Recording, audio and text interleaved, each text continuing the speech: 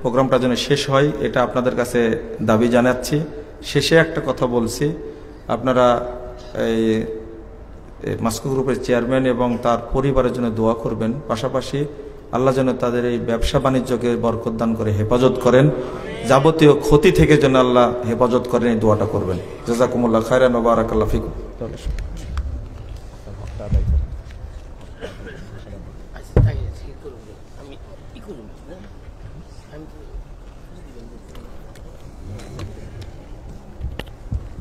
মাশাআল্লাহ, অত্যন্ত গুরুত্বপূর্ণ বক্তব্য রেখেছিলেন আমাদের সম্মানিত উস্তাদুল মুহতারাম শাইখ ডক্টর মুজাফফর বিন মুহসিন হাফিজাহুল্লাহ।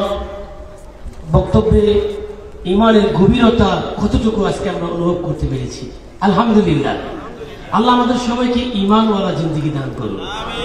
এ পর্যায়ে আমাদের সকলের আকাঙ্ক্ষিত বক্তা শেখ ব্রাদার রুহুল আমিন, মুর্শিদাবাদ, ভারত। আমি শাইখকে তার মূল্যবান বক্তব্য রাখার জন্য বিশেষভাবে অনুরোধ করছি। ফালিয়াতাফাদ্দাল মাশকুর।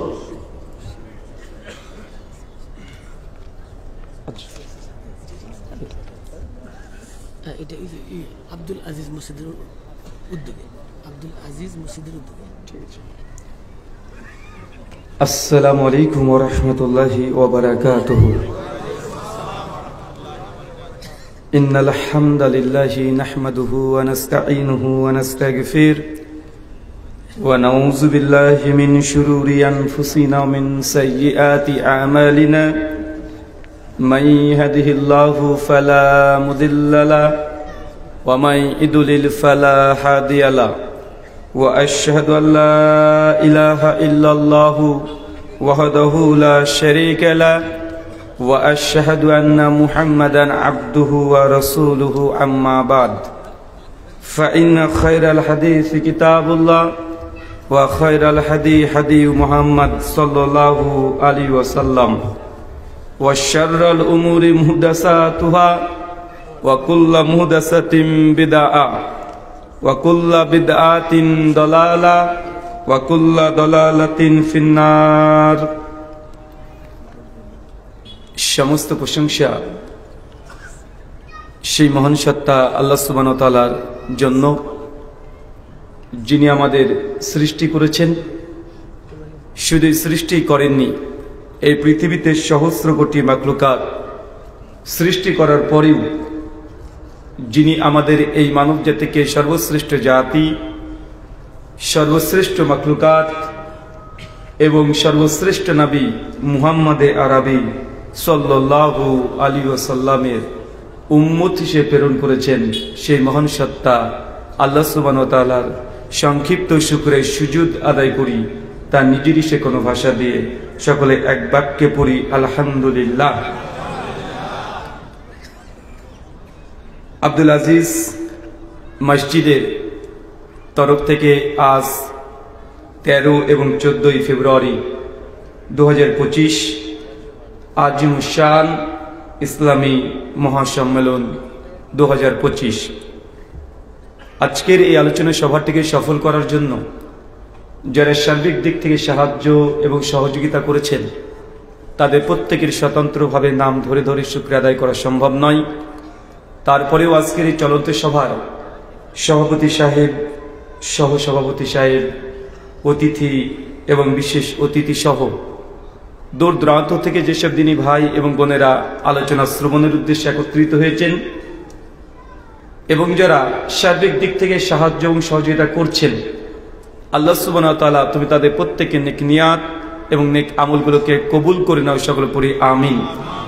মহান সত্তা আল্লাহ সুবহানাহু ওয়া তাআলার কাছে দোয়া, এই প্রার্থনা, আল্লাহ সুবহানাহু ওয়া তাআলা আমরা মানুষ, আমরা কম বেশি ছোট বড় ভুল ত্রুটি বিচ্যুতি গুনাহ পাপ অন্যায় করে থাকি। আজকের এই আলোচনা সভার ওসিলায় আমাদের পেছনের ছোট ছোট গুনাহগুলোকে তুমি ক্ষমা করে দাও, সকলে পড়ি আমিন। সম্মানিত সুধী, বাদ মাগরিব থেকেই বিভিন্ন আলোচক পবিত্র কোরআনুল কারীম এবং হাদিসে মুবারাকার আলোকেই অনেক গুরুত্বপূর্ণ আলোচনা আপনাদের সামনে পেশ করেছেন। আজকের এই আলোচনা সভার অন্তিম লগ্নে আপনাদের সামনে উপস্থিত হয়েছি নির্দিষ্ট একটি বিষয়ের উপরে কোরআনুল কারীম এবং হাদিসে মুবারাকা থেকে যৎসামান্য কিছু কথা শেয়ার করার জন্য। আজকে যে বিষয়ে গুরুত্বপূর্ণ আলোচনা হবে, আলোচ্য বিষয় গুনাহ থেকে বাঁচার উপায়। কি বললাম বলেন তো? কারণ আজকের তারিখটা হচ্ছে গোটা বিশ্ব জগতে 365টা দিন যত না গুনাহ হয়, যত না পাপ হয়, তার চাইতে ঢের গুণে আজকে রাত্রিতে গোটা বিশ্বব্যাপী আজকে পাপ মানুষ করছে এবং করতেই আছে। ঠিক না ভুল? কারণ 14ই ফেব্রুয়ারি আলহামদুলিল্লাহ, কিন্তু আজকে এই 14ই ফেব্রুয়ারিকে কেন্দ্র করে আয়োজন, অন্ততপক্ষে এলাকার কিছু যুবক হলেও, কিছু মানুষ হলে সে গুনাহ থেকে, সে পাপ থেকে বেঁচে থাকার জন্য অন্তত এখানে আলোচনা শ্রবণের উদ্দেশ্যে বসে আছেন। আল্লাহ সুবহানাহু ওয়া তাআলা যারা গুনাহ থেকে বাঁচতে চায়, তুমি তাদেরকে সাহায্য সহযোগিতা করেছো, বলি আমিন। সম্মানিত শুধু আলোচ্য বিষয় গুনাহ থেকে বাঁচার উপায়। তার পূর্বেই আপনাদের শ্রোতা হিসাবে কিছু কথা বলতে চাই। যারা আপনারা এখানে আলোচনা শ্রবণ করতে এসেছেন, মনে রাখবেন একটি কথা, একটা যে ভুল জানার চাইতে না জানা অনেক বেশি ভালো। কি বললাম বলেন তো? ভুল না জানার চাইতে, মানে একজন মানুষ ভুল জানে আর একজন মানুষ জানেই না, কে বেশি ভালো? একটা উদাহরণ দিয়ে বুঝতে পারবেন। কারণ বাংলাদেশ আলহামদুলিল্লাহ মসজিদ আর মাদ্রাসার জায়গা।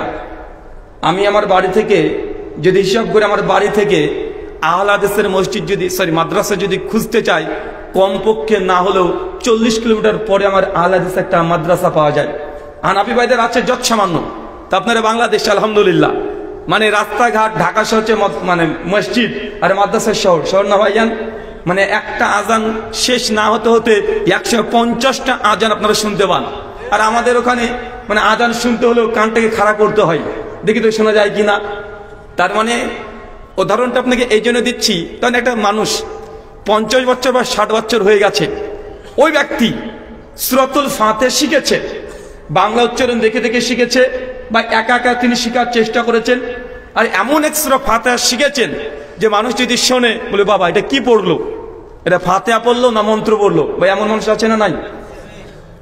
ব্যক্তির বয়স কিন্তু 50 এবং 50 বছর ধরে সালাত আদায় করছে, ওই ফাতিহা পড়ছে আলহামদুলিল্লাহি রাব্বিল আলামিন। ভাই এমন আছে না নাই? আমি জাস্ট তাদেরকে আমি খারাপ ভাবে বলছি না, একজন এটা জানে আর একজন মানুষ জানেই না। আপনার 3 বছর 4 বছর একটা ছেলে, সে জানেই না। এবং কাকে শেখানো বেশি সহজ, যে জানে তাকে না যে জানে না তাকে? একটা বাচ্চা ছেলে দেখবেন যখন তাকে সূরাতুল ফাতিহা শেখাবেন, ছোট অবস্থায় ওই এত বিশুদ্ধভাবে তেলাওয়াত করতে পারবে, এত চমৎকার করে তেলাওয়াত করতে পারবে। কিন্তু 50 বছর এই বুড়ো হয়ে গেছে, যে দীর্ঘদিন ধরে পড়ে পড়ে আসছে 50 বছর, তাকে যদি শেখ সুদাইসের সামনে বসিয়ে দেন আর সুদাইসকে যদি বলা হয় 1 বছর সময় দিলাম, গোটা কোরআন নাই সূরা ফাতিহা এই ব্যক্তি শুদ্ধ করে দেন, সুদাইস বলবে যে আমি শহীদ হয়ে যেতে রাজি আছি, কিন্তু একে শেখাতে পারবো না। কেন বলেন তো? কারণ তার আগে থেকে শেখা আছে, কিন্তু ভুল শেখা আছে। তাই আগে থেকে পুনর্বার মানে যা শিখেছে সবগুলোকে আগে এই জুয়া থেকে বের করতে হবে, ডিলিট করতে হবে, ফরম্যাট করতে হবে, তারপর নতুন করে ইনস্টল করতে হবে। এটা টাফ বিষয়, কিন্তু যে জানে না তাকে শেখানো খুব বেশি কঠিন নয়, বরং সহজ। তা আমাদের সমাজে অনেক কিছু আছে দেখবেন, যারা সমাজে ধর্মের নামে চলছে, অথচ ধর্ম না, কিন্তু যে জানে এবং আমল করছে তাকে যদি বলতে যান, সে সহজে সে জিনিসটা গ্রহণ করবে না। কেন? কারণ সেটাকে ধর্ম মনে করে, নেকি মনে করে, ইবাদত মনে করে।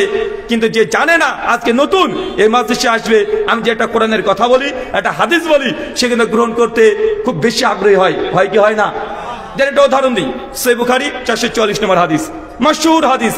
আল্লাহ নবী বলছেন, কেউ যদি মসজিদে প্রবেশ করে, সাল্লু রাকাতাইন, 2 রাকাত নামাজ আগে পড়ে নাও, না নামাজ পড়ে যেন কেউ বসে না। সমাজে কি আছে? আগে বসে না। দেখবেন অধিকাংশ মানুষ মনে করে যে মসজিদে এসে বসা এটাই আদব। কিছুক্ষণ বসবে, কমপক্ষে 1 সেকেন্ড হলো বসবে, 10 সেকেন্ড হলো বসবে, বসার পরে একটু অপেক্ষা করে নামাজ শুরু করছে। অথচ এটা সরাসরি হাদিস বিরোধী কি বিরোধী নয়? যদিও আমি এই কথা বলছি না যে মসজিদে প্রবেশ করে নামাজ পড়া ফরজ বা বাধ্যতামূলক, এমনটা নয়। ইমাম নববী রাহিমাহুল্লাহ সেই ইশারা করতে গিয়ে তিনি হাদিস থেকে এনেছে, তিনি জমহুর মুহাদ্দিসদের কথা নকল করে বলেছেন, মসজিদে এসে আগে 2 রাকাত পড়া এটা মুস্তাহাব, ভালো কাজ, নবী উৎসাহ করেছে। কিন্তু মানুষ এটা সম্পূর্ণ বিপরীত আমল করে, কি করে না? করে। এখন মানুষকে যেন আমরা বলতে যাই, ভাইজান মসজিদে কেন বসলেন, আগে 2 রাকাত নামাজ পড়েন। কিন্তু বলে আমি এতদিন ধরে আসি মসজিদে, আমি এতদিন ধরে কেউ কিছু বললো না, আর তুমি আজকের ব্যক্তি এসে বলছো আগে মসজিদে বসতে হবে না, আগে নামাজ পড়তে হবে। এটা মানুষ মানতে চায় না। কেন? কারণ জানে ও ভুল, জানে ও সঠিকটা ও গ্রহণ করতে পারে না। এই জন্য ডক্টর জাকির নাকি একটা কথা বলতেন, যখন নাস্তিকরা তাকে প্রশ্ন করতো তো ডক্টর জাকির নাকি অ্যান্সার দেওয়ার সময় বলতেন যে দেখেন, যখন কোনো নাস্তিক আমাকে প্রশ্ন করে আমি খুশি হই। কেন? কারণ যারা অন্য ধর্ম মানে তাদেরকে বোঝানো টাফ বিষয়। সে 333 কোটি দেবদেবতাকে পুজো করে, তো প্রথমে মুসলমানদেরকে প্রমাণ করতে হয় শ্রীকৃষ্ণ, রামচন্দ্র বা শিব, মহেশ্বর, যতগুলো দেবতা আছে কেউ ঈশ্বর না। আগে এটা প্রমাণ করতে হয়, তারপর প্রমাণ করতে হবে যে একজন আল্লাহ আছে, তার পরিচয় তুলে ধরতে হয়। মানে কাজ 2 মুখ থেকে আমাদেরকে করতে হয়। কিন্তু নাস্তিক ও শাহাদাত কালেমার প্রথম অংশকে স্বীকারই করে নেয়। কেন? আগে বলে লা ইলাহা, মানে 360 মূর্তি কি, গোটা জগতে যত ঈশ্বর আছে কাউকে বিশ্বাস করে না নাস্তিক। ডক্টর জাকির নায়েক তারপরে বলে, তখন আমি নাস্তিককে ধন্যবাদ দিয়ে বলি যে আপনি কালিমার অর্ধেক অলরেডি মেনে নিয়েছেন, বাকি অর্ধেক আছে, আর ইনশাআল্লাহ কোরআন সুন্নাহর আলোকে বাকি অর্ধেক আমি ডক্টর জাকির নায়েক এটা প্রমাণ করতে পারবো। তারপর তিনি অ্যান্সার দেন। কেন? মানে এটাই সহজ। মানে যে জানে না তাকে শেখানো সহজ, আর আপনি যদি জেনে থাকেন কিন্তু ভুল জানেন তাকে শেখানো খুব কঠিন। এই জন্য দেখবেন মক্কার মুশরিকরা, আবু জাহেল, উনি কিন্তু মূর্খ ছিল না, মূর্খ ছিল, ও জ্ঞানী ছিল। যারা বেশি জ্ঞানী হয়ে গেছে তাদের পরিবর্তন করা খুব কঠিন, কিন্তু আম জনতা আলহামদুলিল্লাহ তারা খুব সহজেই পরিবর্তন হয়। আচ্ছা, আপনাকে আরেকটা প্রশ্ন করি, আমরা মুসলিমদের মধ্যে যতগুলো বাংলাদেশে দল আছে, কোন দলের অনুসারীকে সব চাইতে আমরা জাহেল, মূর্খ, তাদের পরে তীব্র সমালোচনা করি? কারা? যারা কবর পূজা করে, যারা মাজার পূজা করে, যারা পীর পূজা করে, যারা গাছ পূজা করে, যারা মানে মাযহাবের নামে আজকে রাত্রিতে হালুয়া রুটি খাবে, সারা রাত নামাজ পড়বে, এদেরকে আমরা বিভিন্ন রকম ভাবে আমরা সমালোচনা করি এবং কঠিন সমালোচনা তাদেরই করি। আরে জ্বলন্ত উদাহরণ আপনাকে দিই, যতই তাদের সমালোচনা করেন, আজকে তাদের মাযহাব থেকে হানাফি ভাইদের মাযহাব বলেন বা যা আছে সবচেয়ে যেটা আহলে হাদিস বেশি হয়েছে, কারা কনভার্ট বেশি হয়েছে? মানে প্রশ্ন বুঝতে পারেননি। সাধারণ মানুষ সবাই, দেওবন্দি বলেন, বেরলভী বলেন, এই দুটো তো হানাফি মাযহাবের মূল স্রোত, দুটো ভেসে আসছে না? যদি পরিবর্তন হয় বেশি, কারা হয়েছে? দেওবন্দিরা না বেরলভীরা? বেরলভী মানে বুঝেন না নাকি? সুন্নি বোঝেন না? কবর মাজার পূজারি কি দ্রুত আহলে হাদিস হয় না দেওবন্দি কওমি ভাইরা দ্রুত আহলে হাদিস হয়? দেখবেন যারা কবর পূজা, মাজার পূজা করে তারাই, কারণ তাদের হৃদয়ের মধ্যে একটা ভালোবাসা আছে, নবীর প্রতি ভালোবাসা। মানে আমাদের হৃদয় যতটা না ভালোবাসা আছে, তারা ঠিক করে ভুল করুক এই আলোচনা পরে, তাদের মধ্যে যে নবীর প্রতি ভালোবাসা, নবীকে আপন করা, নবীর মাকাম, মর্যাদা, আজমত তারা এত পরিমাণে তাদের হুজুরদের কাছে শিখেছে, কিন্তু তারা এটা দাওয়াত এখন আমরা তাকে পৌঁছাতে পারি নাই যে ভাই নবীকে ভালোবাসা ঠিক কথা, অবশ্যই ভালোবাসেন, আমাদের ইমানের অংশ, নবীকে ভালোবাসতে হবে, কিন্তু শুধু ভালোবাসার সীমাবদ্ধ নয়, নবীর আনুগত্য করতে হবে, অনুসরণ করতে হবে। আমরা এই দাওয়াত চাই, তার এটা পৌঁছাতে পারি না। আর যখনই পৌঁছে যায় দ্রুত কওমিরা যত আহলে হাদিস হয় তার চাইতে ঢের গুণ বেরলভী ভাই, সুন্নি ভাই, তারাই আহলে হাদিসের মধ্যে বেশি আসে। কেন বলেন তো? ভালোবাসা আছে, নবীর প্রতি ভালোবাসা আছে, টান আছে।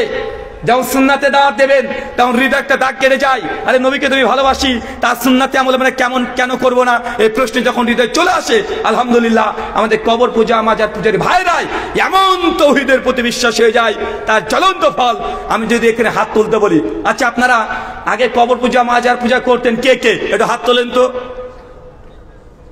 এটা তো নরসিংদী, খুব বেশি হাত উঠবে না আমি জানি, কারণ নরসিংদীতে আলহামদুলিল্লাহ তাও বেশ কিছু উঠেছে। যদি এই প্রশ্ন যেন আমরা করতাম ওই মূলত ধানের রংপুর বা চাপাই নবাবগঞ্জের শিবগঞ্জ ওই সাইড যদি করতাম, আমার মনে হয় মানে 30% হাত উঠে ফেলতো। কেন? কারণ অধিকাংশই তারা পরিবর্তন হয়েছে। আল্লাহ সুবহানাহু ওয়া তাআলা এই জন্য কোরআনুল কারীম সূরা ফুরকানে 69 থেকে 71 নম্বর আয়াতে জানিয়ে দিয়েছে, যারা একবার যদি তওবা করে, আল্লাহ সুবহানাহু ওয়া তাআলা তওবা যদি গ্রহণ করে নেয়, তার পেছনে সমস্ত গুনাহ আল্লাহ নেকিতে বদলে দেয়। ইমামউদ্দিন ইবনে কাসির রাহিমাহুল্লাহ আলোচনা করে বলছেন, এখানে মানে গুনাহকে নেকিতে বদলে দেওয়া মানে যদি শিরক করে থাকে, সেটাকে আল্লাহ সুবহানাহু ওয়া তাআলা তাওহীদে আল্লাহ পরিপূর্ণ করে দেয় তার হৃদয়। তার জয়ন্ত দৃষ্টান্ত দেখছেন না, আলহামদুলিল্লাহ। আজ থেকে 20 বছর আগেও বাংলাদেশ মাত্র 15 কোটি মুসলিমের দেশ, তার মধ্যে প্রায় 3.5 থেকে 4 কোটি আহলে হাদিস হয়ে গেছে। কোথা থেকে? আসমান থেকে এসেছে? কোথা থেকে? আসমান থেকে এসেছে না। আমরা যাদেরকে কবর পূজারি, মাজার পূজারি বলছি, আলহামদুলিল্লাহ আহলে হাদিস ওলামাদের দায়িত্ব, তাদের দাওয়াত, তাদের লেখনী, তাদের আলোচনা আলহামদুলিল্লাহ এমন ভাবে গোটা বাংলাদেশকে 6 লাখ করে দিয়েছে। শুধু বাংলাদেশ নয়, বরং পশ্চিম বাংলা, আমরা যেখান থেকে এসেছি, বাংলাদেশের এই আলোচকদের, আহলে হাদিসদের, আলেমদের বাংলাদেশে যেমনটা জনপ্রিয়, আমি মনে করি তার চাইতে 3 গুণ 10 গুণ পশ্চিমবাংলায় তাদের আরো বেশি জনপ্রিয়তা আছে। পশ্চিমবাংলাতে আলহামদুলিল্লাহ বাংলা ভাষাতে বই খুব কম মানুষ লেখে। আমার জানা মতো 3 জনকে পেয়েছি। এক সেই সময় ছিল আইনুল বাড়ি আলিয়াভি রহিমাহুল্লাহ, তিনি একজন। আর বর্তমানে আছেন আব্দুল হামিদ ফাইজি মাদানী হাফেজাহুল্লাহ মিলান জিন্নাতি ওয়ান নাস, মানে তিনি আছেন। আর সামান্য সামান্য কিছু পত্রিকা বের হয়, কিন্তু পশ্চিমবাংলায় কমপক্ষে 10 কোটি মানুষ হয়েছে যারা বাংলা ভাষায় কথা বলে। আসামে কমপক্ষে 6 কোটি মানুষ এসে যারা বাংলা ভাষায় কথা বলে এবং বুঝে। বিহার, ঝাড়খণ্ড তারাও বাংলা ভাষা বোঝে এবং বলতে পারে, মানে কমপক্ষে বাঙালি শ্রোতা আলহামদুলিল্লাহ 50 কোটির কাছাকাছি। কত কোটি? 50 কোটি। তবে বাংলাদেশের যে খেদমত আলেমদের, আহলে হাদিস আলেমদের, আমাদের পশ্চিমবাংলার আলেমদের তার জন্য কাজগুলো বাংলাতে করতে হয় না, মানে ওখানকার আলেমরা বেশিরভাগ কাজ করে উর্দুতে আর হিন্দি ভাষাতে। আপনাদের এই আল্লাহ সুবহানাহু ওয়া তাআলার কাজকে এমন ভাবে কবুল করে নিয়েছে, একদম প্রাচীর ভেদ করে পশ্চিমবাংলা পর্যন্ত আলহামদুলিল্লাহ প্রত্যেকটা আলোচকের আলোচনা শোনা হয়, প্রত্যেক লেখকের বই পড়া হয়। আল্লাহ সুবহানাহু ওয়া তাআলা তুমি এই আলেমদেরকে কবুল করে নিয়ে সকলে বলি আমিন। সম্মানিত সুধী, যে বিষয়ে গুরুত্বপূর্ণ আলোচনা, আলোচ্য বিষয় গুনাহ থেকে বাঁচার উপায়। প্রথম, কে কে গুনাহ থেকে বাঁচতে চায় একটু হাত তুলি তো। মাশাআল্লাহ, তুমি কবুল করো আমিন। প্রথম পয়েন্ট, বন্ধু নির্বাচন। কি বললাম?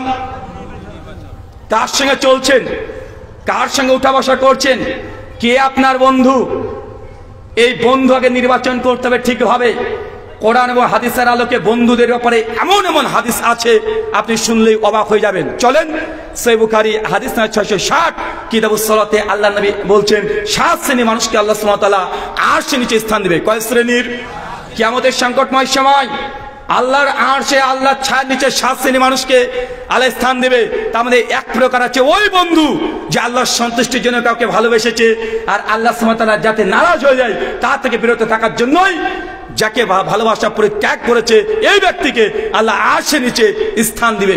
মুসনাদে আহমদের বর্ণনা, আল্লাহ নবী বলছেন কিয়ামতের মাঠে এমন কিছু মানুষকে দেখে শহীদরা, নবীরাও ঈর্ষান্বিত হবে। তারা বলেন তো, বুঝতে পারেননি মনে হয়।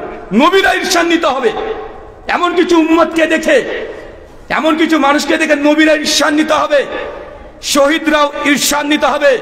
দুনিয়ার মধ্যে শ্রেষ্ঠ যদি কোনো মানুষ থাকে, মনে রাখবেন সেটা হচ্ছেন নবীগণ।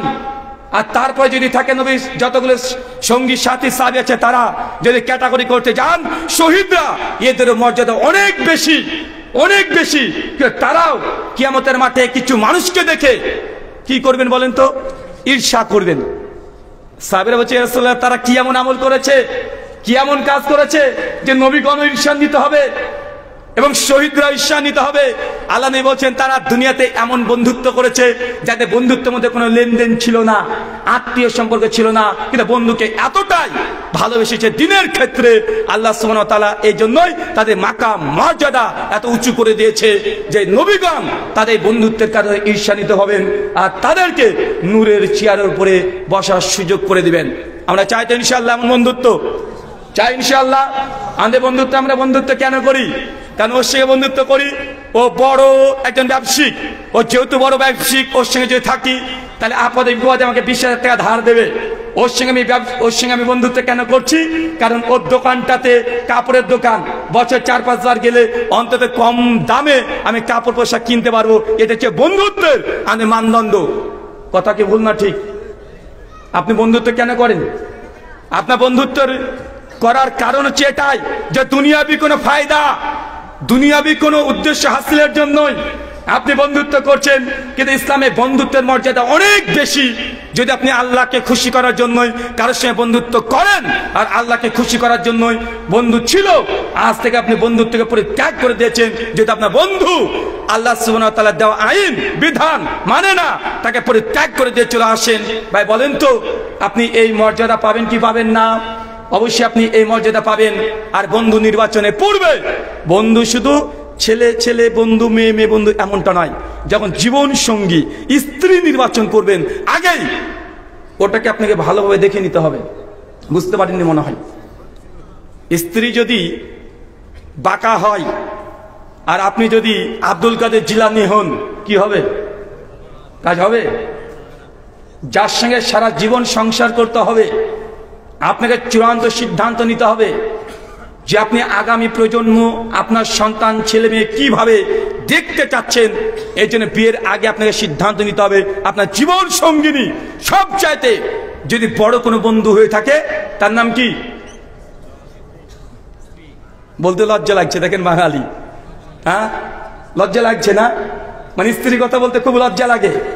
আপনার জীবন সঙ্গিনী নির্বাচন করতে হবে। যে জীবন সঙ্গিনী ভালো যদি মিলে যায়, তো জানলেন আপনি দুনিয়াতে কামিয়াবি, আর পরকালে ইনশাআল্লাহ আল্লাহ যদি আপনার প্রতি রহম করে, ইনশাআল্লাহ আপনি জান্নাতে যাবেন। কিন্তু আমাদের সমাজে দেখা যায় সব জায়গাতে আমরা টেনশন, সমস্যা, প্রবলেম সেটা স্বামী স্ত্রীকে ঘিরে আছে না নাই? কে কে সমস্যা আছেন একটু হাত তোলেন। আর তাবিজ দেব, এমন তাবিজ দেব আজকে, এমন তাবিজ দিয়ে যাব যে জিন্দেগিতে স্ত্রী আপনার সঙ্গে ঝামেলা করবে না। কে কে সমস্যা আছেন হাত তুলবেন না? খুব লজ্জা লাগছে। শোনেন, বিয়ে করার আগে মেয়েদের মাইন্ডসেট জানতে হবে। কি জানতে হবে? মেয়েরা কিভাবে চিন্তা করে, মেয়েরা কিভাবে চিন্তা করে, এটা যতক্ষণ আপনি ধরতে না পারছেন ততক্ষণ পর্যন্ত আপনি যদি বিবাহ করেন, তো সংসারটা জান্নাত নয়, একদম জাহান্নাম আপনাকে বানিয়ে দেবে। দুনিয়াতে যে জাহান্নাম কি, এটা একটা মেয়ে আপনাকে দেখে দিতে পারে। তাই মেয়েরা কিভাবে চিন্তা করে এটাকে বুঝতে হবে। আমি দুই দিক থেকে আলোচনা করব। প্রথম, মেয়েদের সাইকোলজি, তার চিন্তা কিভাবে করে আর কেন করে, এটা আপনাকে মেনে নিতে হবে বাস্তবতা। একটা নারী কেন নারী জানেন? একটা নারীর যখন 9, 10, 12 বছর হয়ে যায়, আমাদের এই বাংলাদেশের ভারত, বাংলাদেশ, পাকিস্তান তাদের এই আবহাওয়া অনুযায়ী সেই সময় মেয়েদের প্রথম মেনস্ট্রুয়েশন বা হাইজ যেটাই বলেন আপনি, সেটা শুরু হয়। কেন হয়? কারণ সেই সময় মেয়েদের হরমোন কিছু চেঞ্জ হয়, একটা নতুন হরমোন তার শরীরে নিঃসরণ হতে শুরু করে। তার নাম হচ্ছে ইস্ট্রোজেন হরমোন। কি হরমোন? Oestrogen hormone. এই হরমোনের কাজ কি? এই হরমোনের কাজ হচ্ছে জাস্ট মেয়েটার এই হাত পা ত্বকগুলোকে নরম করে দিবে, কণ্ঠস্বরকে খুব সুন্দর পাতলা করে দিবে, তার শারীরিক গঠনকে পরিবর্তন করে দিবে, তার রজস্বলা অবস্থায় হতে শুরু করবে, তার শারীরিক দিক থেকে নারী নারী একটা ভাব শুরু করে দিবে। এটা কার কাজ? ইস্ট্রোজেন হরমোন, এটার কাজ। এর অনেকগুলো কাজ আছে। আর একটা কি কাজ জানেন? ইস্ট্রোজেন হরমোন নারীদের থাকলে এটা তাকে বেশি প্রভাবিত করে সন্দেহ করতে। কি করতে? এখন আপনি কি দিয়ে ঠেকাবেন বলেন তো ওকে? আপনি বলছেন যে আপনার স্ত্রী আপনাকে সন্দেহ করে। চাচা, বয়স আপনার 80, আপনি কালকে যান কালুর দাদির সঙ্গে গল্প করবেন রাস্তাতে, বুঝতে পারলেন কালুর দাদি, ওর বয়স 80, যদি আপনি গল্প করেন আর চাচি যদি দেখে যে আপনি ওই 80 বছরের বুড়ির সঙ্গে গল্প করছেন, দেখবেন চাচি ঝাঁটা নিয়ে হাঁটতে হাঁটতে চলে যাবে, আর আপনাকে একদম ডাইরেক্ট বলে দেবে তোমার বয়স 80 পার হয়ে গেল, এক পা এক কবরে আর এক পা কলার ছতরে, তোমার লুচ্চামি এখনো যায় নাই। ভাই বলে কি বলে না? কথা বলেন। কারণ নারী হচ্ছে সন্দেহ প্রবণ, ওই ইচ্ছা করে সন্দেহ করে না, বায়োলজিক্যালি তার যে হরমোন আছে ওকে বাধ্য করবে সন্দেহ করতে, সন্দেহ করবে। আপনি ভালো কথা বলেন, ওই ভালো কথার মধ্যে খারাপ বের করে রেখে দিবে। আপনি ডানে বলবেন, ও বায়ে যেতে চাইবে। আপনি যদি বলেন যে তোমাকে এই শাড়িটাতে ভালো লাগছে, বলেন সবাই বলে খারাপ লাগছে, তুমি বলছো ভালো লাগছে। আপনি যা বলবেন, যদি বলেন যে এটা তো এই কালারটা কি, এটা লাল কালার, বলেন না এটা লাল না, অচল লাল, বলে লাল না তবে এটা খয়েরি টাইপের। কেন বলেন তো? নারীদের এটা ভেবে নিবেন এটা পৈতৃক সম্পত্তি। এটা কি বলেন তো? এটা মেনে নিতে হবে, কিচ্ছু করার নেই। আপনি যদি তার সঙ্গে এ বিষয়ে বেশি আলোচনা করতে যান, তার যদি জবাব দিতে যান, তো বিপদ আছে। তাই নারীরা চিন্তা করে এইভাবে, তারা সন্দেহ প্রবণ। এটা দিয়েও আলহামদুলিল্লাহ বেনিফিট আছে। কি জানেন? বেনিফিট এটা এই জন্যই যে একটা নারী একটা টাইম যতগুলো চিন্তা করতে পারে একজন পুরুষ অতগুলো চিন্তায় একই সময় করতে পারবে না। একটা উদাহরণ দেন, বুঝতে পারবেন। আপনার স্বামী স্ত্রী দুজন একসঙ্গে খানা খাচ্ছেন, মানে খাবার খাচ্ছেন, আর আপনার 1.5 বছর 2 বছর ছেলে যে হাঁটতে হাঁটতে বাড়ি থেকে বের হয়ে চলে যাচ্ছে, বা পুকুর আছে পুকুরের ধারে গেছে চলে গেছে, আমি চ্যালেঞ্জ করলাম, বাপ দেখতে পাবে না, আগে মা দেখে ফেলবে। বুঝতে পারলেন মনে হয়? মানে একটা যদি কোনো কিছু নড়ে ওঠে, মা চিৎকার দিয়ে আগে উঠে বাবার চাইতে। কেন? কারণ সে সবসময় সন্দেহপ্রবণ, তার সন্তানকে ঘিরে তার চিন্তা, তার স্বামীকে ঘিরে সব চিন্তা, সে দুটো বিষয় চিন্তা করতে পারে না। আপনাকে যতগুলো প্রশ্ন করছে, আপনার প্রতি যত অভিযোগ করছে, সবগুলোকে ঘিরে দেখবেন আপনাকে ভয় মানে আপনাকে নিয়ে ভয়। যদি সে অন্য কারো হয়ে যায়, যদি আমাকে ডিভোর্স দিয়ে দেয়, যদি আমার কাছে আরেকজন চলে আসে, এটা নারী সারাদিন ব্রেনে মস্তিষ্কে বারবার এই আঘাতটা আসে। তার জন্য আপনাকে বারবার সন্দেহ করে, এই জন্যই কেন আপনাকে বেশি ভালোবাসে, আপনাকে হারাতে চায় না, এই জন্যই একটা নারী আপনাকে সন্দেহ করে। এটা মেনে নিতে হবে। আর 2 কি বললাম বলেন তো? তারা অতিরিক্ত কথা বলবে। কি বলবে? এটা তাদের বায়োলজিক্যাল, আপনি টুটি বলতে পারেন, বা আল্লাহর পক্ষ থেকে নিয়ামত বলতে পারেন মেয়েদের জন্য। কেননা একটা পুরুষ প্রতিদিন 24 ঘন্টায় আমরা যে কথাগুলো বলছি না, গড বলছি, এটা একটা লিমিটেশন আছে। আমাদের কান দিয়ে যখন শুনি, যদি 80 ডেসিবেল হয়ে যায়, তার চাইতে বেশি যদি আওয়াজ হয়ে যায়, আমরা কিছু শুনতে পাবো না। কেন? কারণ আমাদের কানের শ্রবণ শক্তির একটা নির্দিষ্ট পরিমাপ আল্লাহ দিয়েছেন। ঠিক একইভাবে আমরা যে কথা বলছি, এটা একটা লিমিটেশন আছে। একটা প্রাপ্তবয়স্ক পুরুষের প্রতিদিন নিউরন, মানে কথা বলার জন্য ব্রেনকে নিয়ন্ত্রণ করে নিউরন, আর এ প্রতিদিন একটা প্রাপ্তবয়স্ক পুরুষের জন্য ওয়ার্ড, শব্দ স্বাভাবিকভাবে তৈরি করে 3 লক্ষ। কত লক্ষ? 3 লাখ, মাত্র 3 লাখ স্বাভাবিকভাবে আপনি কথা বলতে পারবেন। কোনোদিন যদি বেশি কথা বলে ফেলেন, যদি 3 লক্ষ ওয়ার্ড শেষ হয়ে যায়, কথা বলতে আর ভালো লাগবে না, বিরক্ত লাগবে, মেজাজ খিটখিটে হয়ে যাবে, মানে খারাপ লাগবে আপনার। কেন? কারণ যে 3 লক্ষ শব্দ আপনার ব্রেনে সাপ্লাই দেওয়ার কথা, ওটা শেষ করে ফেলেছেন। কথাকে বুঝতে পারলেন? চাচা, একটা মেয়ে মানুষের ব্রেনে প্রতিদিন কতগুলো শব্দ অক্ষর ডেলিভারি করে আপনি জানেন? 6 লক্ষ। কোথায় শুনেছেন? আমার কাছ থেকে শুনেছেন না? তাও ভালো। মেয়েদের ব্রেন থেকে প্রতিদিন কতগুলো অক্ষর আসে? প্রায় 6 লক্ষ। তো আপনি যে পুরুষ মানুষ, ব্যবসা করছেন, ব্যবসার খাতিরে কাস্টমারের সঙ্গে কথা বলতে হচ্ছে আপনাকে। আপনি মাস্টার মানুষ, স্কুলে গিয়ে ছাত্রদেরকে পড়াচ্ছেন, আপনি চাকরিজীবী, কলিগের সঙ্গে কথা বলছেন, তা আপনার যে প্রতিদিনকার 3 লক্ষ শব্দ, এটা তো বাইরে আপনি ব্যবহার করে দিয়ে চলে আসছেন। কিন্তু আপনার স্ত্রী বেচারা, ও ঘরে আছে, ও তো কথা বলতে পারে না, আর আপনি ফোন করলো 1 মিনিট 2 মিনিটের বেশি তার সঙ্গে কথা বলেন না। তো ওর যে প্রতিদিন 6 লক্ষ শব্দ তৈরি হচ্ছে, এই শব্দ ফুরাবে কোথায়? যতক্ষণ সে কথা ফুরাতে না পারবে, ততক্ষণ পর্যন্ত তার মুখটা বারবার জিহ্বা নড়বে, কাকে কি বলবো তো ঝামেলা বাঁধিয়ে বসে থাকবে। কিছু করার নেই। তার জন্য কি করতে হবে? যদি সংসারে যে ঝামেলা করতে না চান, মন না চাইলেও জোর করে হলেও প্রতিদিন কমপক্ষে স্ত্রীর সঙ্গে 1টা ঘন্টা আপনাকে সময় দিতে হবে। নচেত আপনি বিজনেস করছেন, ব্যবসা করছেন, অথবা আপনি চাকরিজীবী, চাকরি করে রাত্রিবেলা 8টা 9টার দিকে বাড়িতে ফিরলেন, এসে কোনো রকম গোসল করে খাওয়া দাওয়া করে আপনি চিটপটাং হয়ে ঘুমিয়ে গেলেন, একটু মোবাইলটাকে খুচাখুচি করে। তো ওই মেয়েটার যে 6 লক্ষ শব্দের মধ্যে মাত্র 10,000 ফুরিয়েছে, কারণ ছেলে মেয়ে প্রতিপালন করতে বেশি শব্দ লাগে না। যদি আপনি তার সঙ্গে কথা না বলেন, ও দেখবেন হয় ইমো ব্যবহার করতে শুরু করে দিয়েছে, বা মেসেঞ্জারে কারোর সঙ্গে গল্প করছে, অথবা পাড়ার মানুষের সঙ্গে ঝামেলা করছে। আর যদি গ্রামগঞ্জের হয়, তো পাড়ার মেলা বুবু আছে, অনেকগুলো বুবু আছে, বুবুর কাছে যাবে, চুলগুলোকে খুলবে, আর বুবুর সঙ্গে চুল তুলবে, উকুন তুলবে, আর যা মন চায় তাই করবে। গীবত, সমালোচনা, পরনিন্দা, পরচর্চা, বাড়িতে কি হচ্ছে, ভেতরে কি হচ্ছে, শ্বশুর শাশুড়ির সমস্যা কি, বাপের বাড়ির কি, মানে সব ঢেলে দিয়ে বাইরে চলে আসবে বাড়িতে। কথা বুঝেননি মনে হয়? এটা হচ্ছে নারীদের আল্লাহ সুবহানাহু ওয়া তাআলা এইভাবে সৃষ্টি করেছে। এটা আপনাকে মেনে নিতে হবে যদি বাঁচতে চান। আমি যা দেখলাম, ঢাকার উত্তর সিটি কর্পোরেশন, দক্ষিণ সিটি কর্পোরেশন, রংপুর বিভাগ, প্রথম আলো বাংলাদেশের পত্রিকা, ইন্ডিয়ান না, 2022 সাল 11 ফেব্রুয়ারি রিপোর্ট পেশ করে তারা বলছে যে বাংলাদেশে 2022-এ প্রায় 13,785 খান শুধু ডিভোর্স দেবে। এই অভিযোগ এসেছে। কতগুলো? 13,000-এর মানে 14,000 ধরেন। অবাক করা, 9,000-এর বেশি ডিভোর্স চেয়েছে, মানে খোলা চেয়েছে নারীরা। কারা? নারীরা। ব্যাপার কি? সমস্যা কি?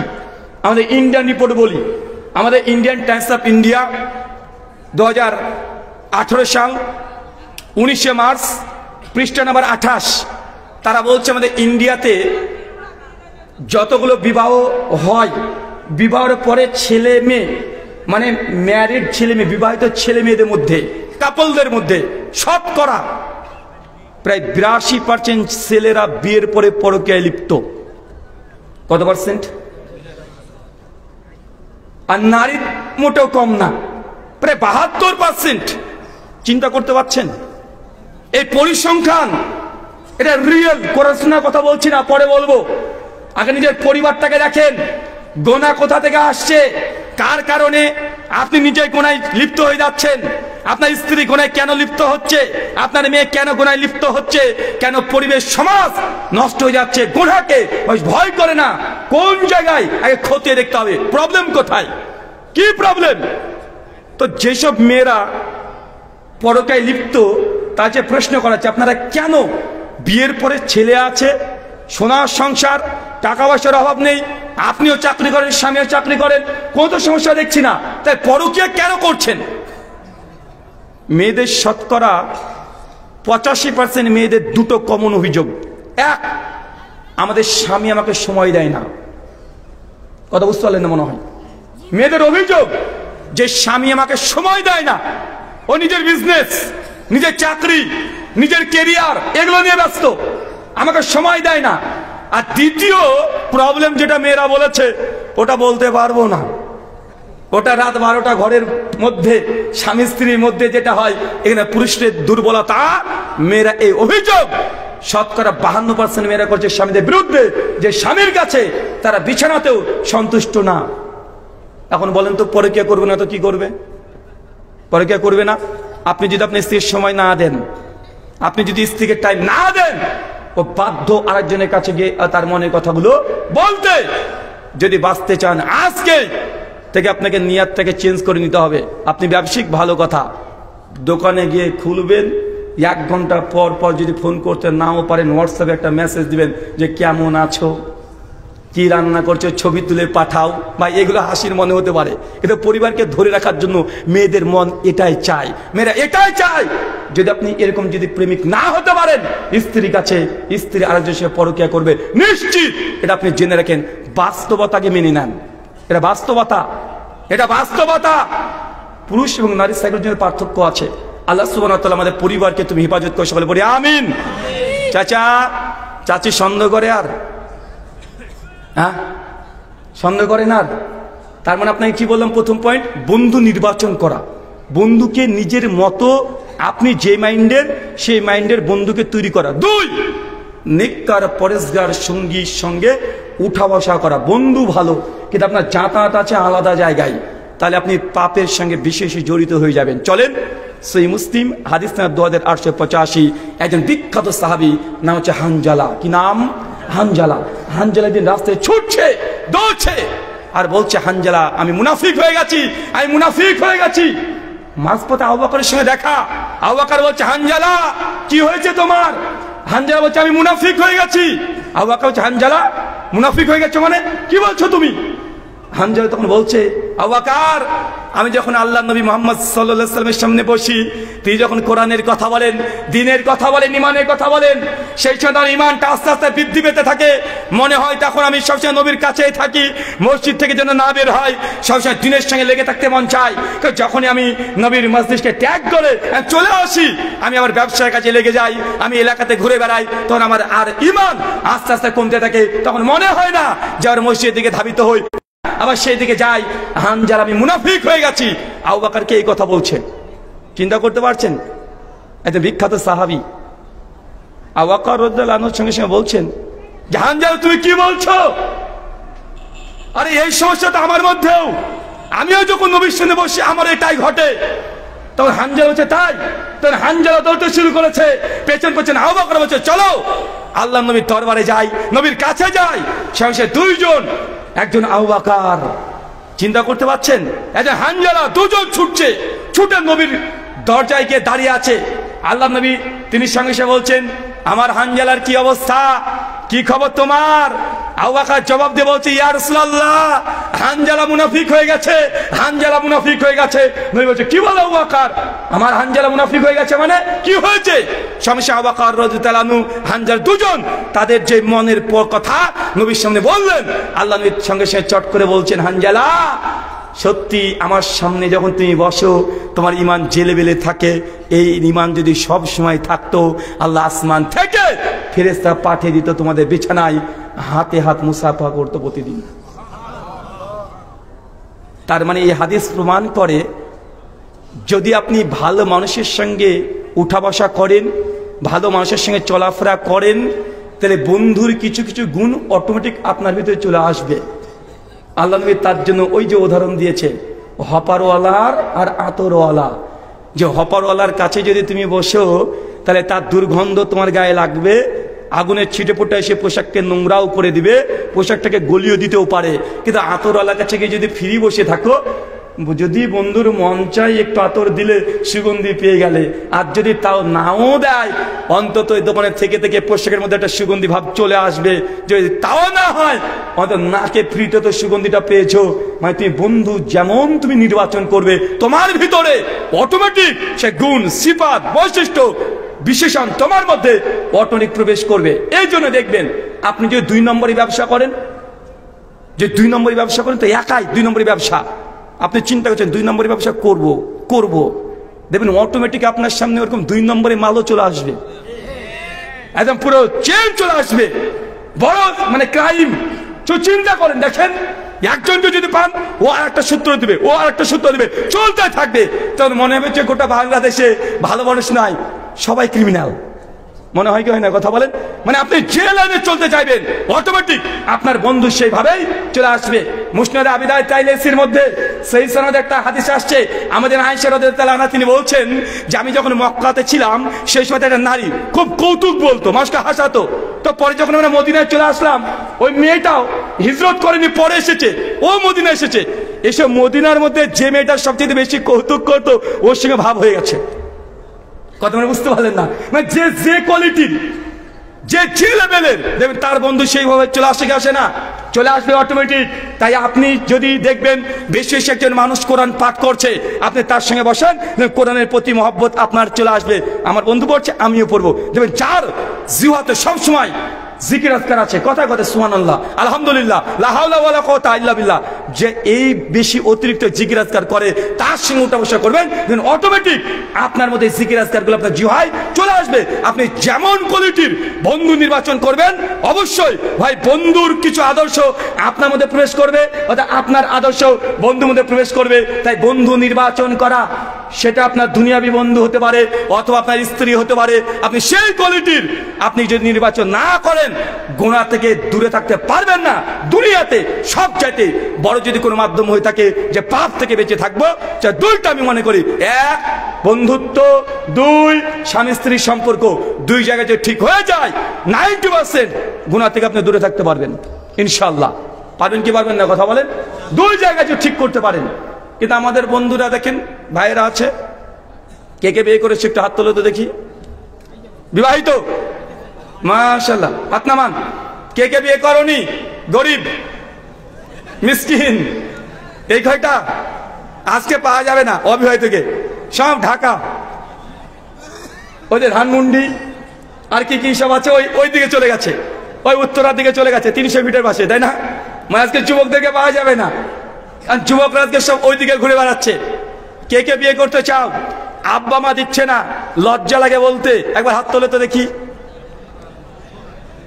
একজন, মাশাআল্লাহ, 2 জন, আর নেই? স্টেজে কে বিয়ে করেনি নাকি? বিয়ে করেছেন তো আপনি? করেছে বলছে তো, হ্যাঁ বুঝি না। ও ভাই, একটা মাসনা করবে ভাই, আগে একটাই সামলাক, মাসনা পরে হবে। যে করেছে সে বুঝেছে, অত সাহস দেখাতে যান না, আগে একটাই সামলান। তো যারা বিয়ে করেননি, বিয়ে করতে চান, তাই না? তো বিয়ে করতে চান, আব্বাকে বলতে পারেন না? কেন বলতে পারেন না?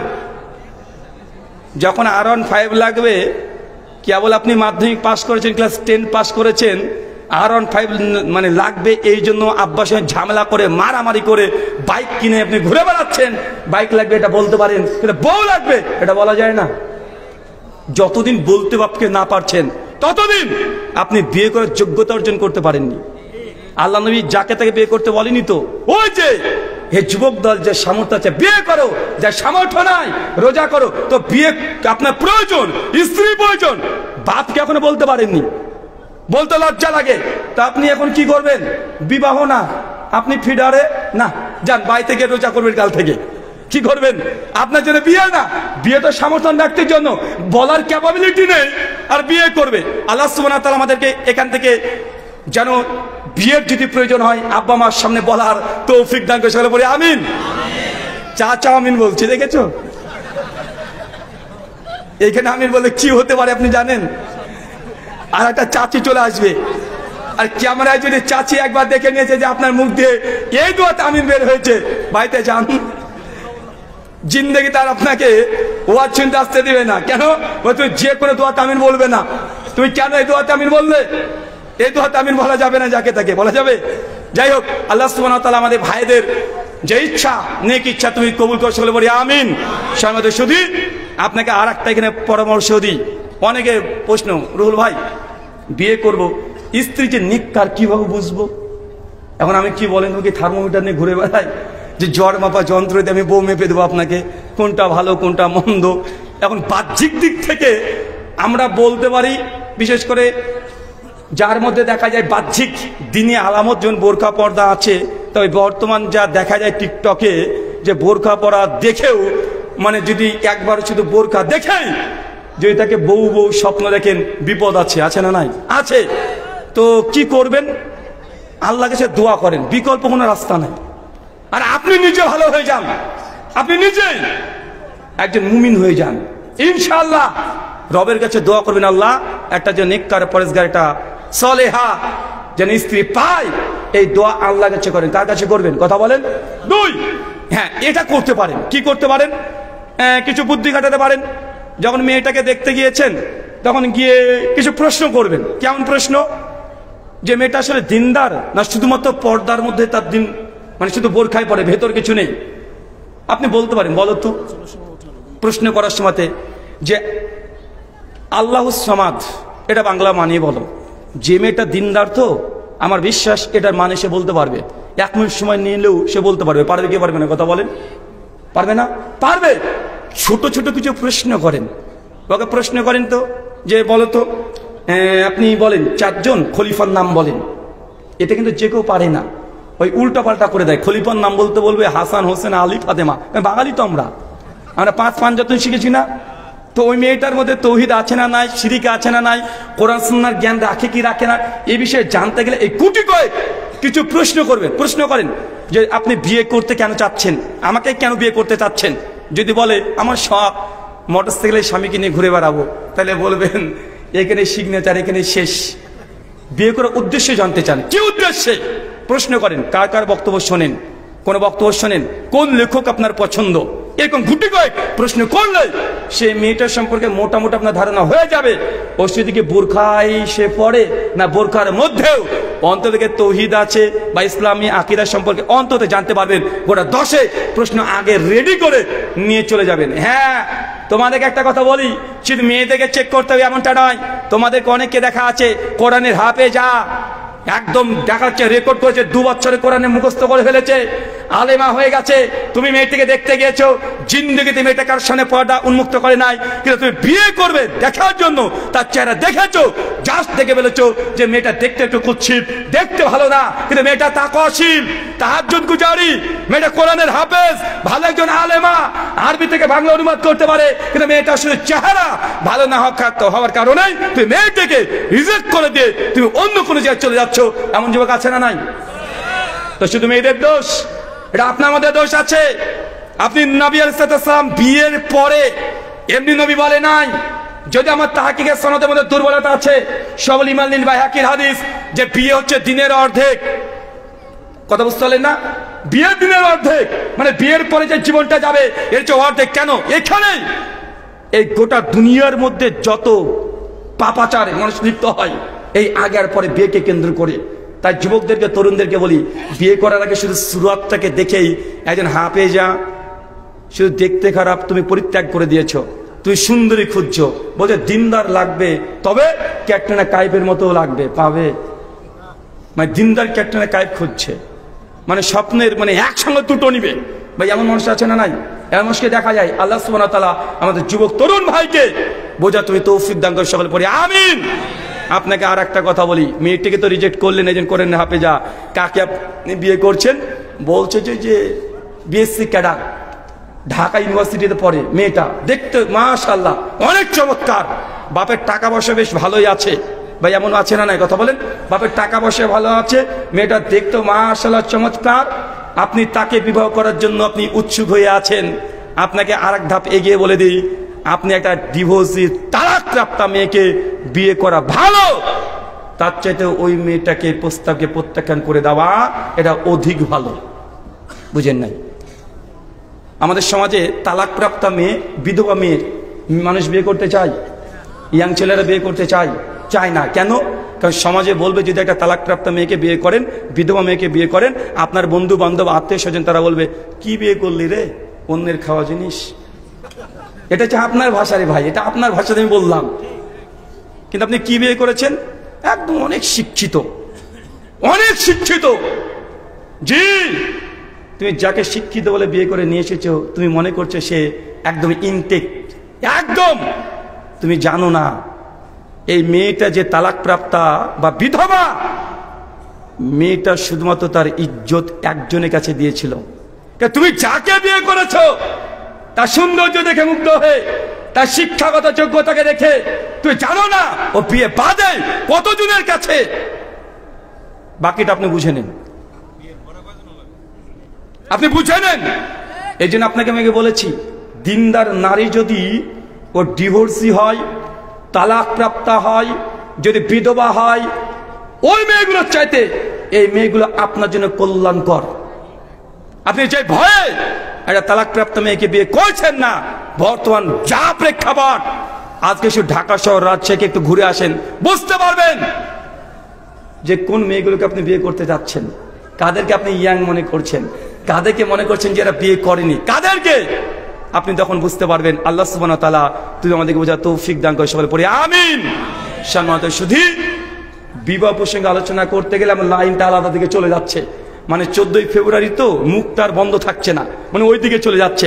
3 গুনাহ বর্জনের তৃতীয় পয়েন্ট হচ্ছে, দ্বিতীয় পয়েন্ট যেটা বললাম, নেককার পরেশগার ব্যক্তিদের সঙ্গে সহবাত মাজলিস। আরেকটা হাদিস দেখেন, সহিহ বুখারী 2234 নম্বর হাদিস। আল্লাহ নবী আলাইহিস সালাম তিনি বনী ইসরাইলের 3 জন ব্যক্তির কথা বর্ণনা করছেন, একজন ব্যক্তির কথা বর্ণনা করছেন যে 99 জন মানুষকে হত্যা করেছে। কয়জন? এই হাদিস জানা আছে না? মাশহুর হাদিস। 99 জন মানুষকে হত্যা করে ও হাঁটতে হাঁটতে চলে যাচ্ছে।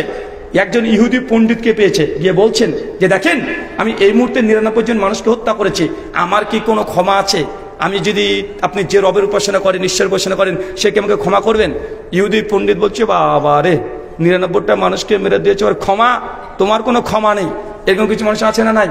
মানে পীর সাহেবরা এরকম কথাই বলে, যদি আপনি যান যে হুজুর অনেক গুনাহ করেছি, পাপ করেছি, হুজুর আল্লাহ কি আমাকে ক্ষমা করবে? না, তোকে আল্লাহ ক্ষমা করবে না। বান্দা এত পাপ করেছে, নিজের সঙ্গে এত অন্যায় করেছে, বান্দার দোয়া, বান্দার তওবা আল্লাহ কবুল করে না। এই জন্য মাঝখানে একটা পীর সাহেব লাগবে, এখন বায়াত কর, আমি তোর জন্য দোয়া করে দিব। আছে না নাই? কথা বলেন। আর এই কথা তো আমাদের পীর সাহেব লিখে রেখেছে বেদে মারিফত পৃষ্ঠা নম্বর 65-তে, যে বান্দা এত গুনাহ করিয়াছেন যে রব আল্লাহ সুবহানাহু ওয়া তাআলা বান্দার গুনাহ মানে কবুল করবে না। এই জন্য মাঝখানে একটা পীর সাহেব লাগবে। পীর যদি পীরের উসিলাতে দোয়া করতে হয়, ভাই সমাজে প্রচলিত আছে না নাই? আমি বলেছিলাম একবার যে ভাই আপনি কত বড় পাপী, কতটা মানুষকে হত্যা করেছেন।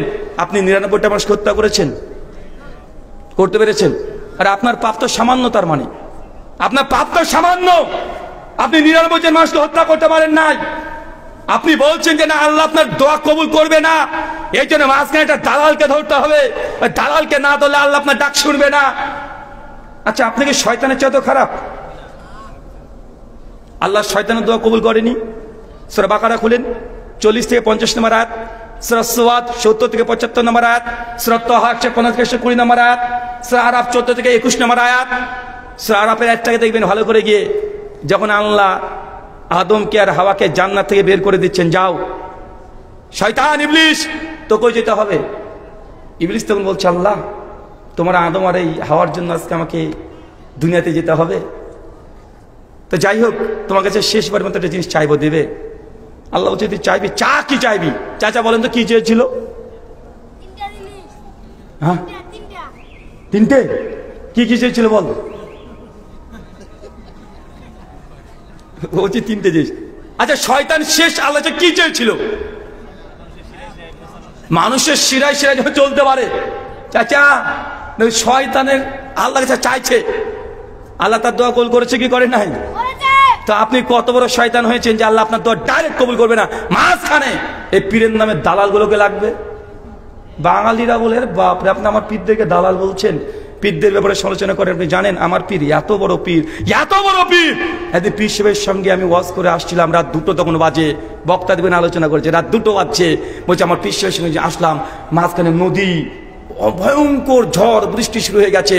আমি তো ভয়ে ভীত সন্ত্রস্ত। পীর সাহেবকে বললাম যে পীর সাহেব এখন এই নদী পার হব কিভাবে? পদ্মা নদী, গভীর রাত্রিবেলাতে ঝড় বৃষ্টি শুরু হয়ে গেছে। আমি তো ভয় পেয়ে গেলাম।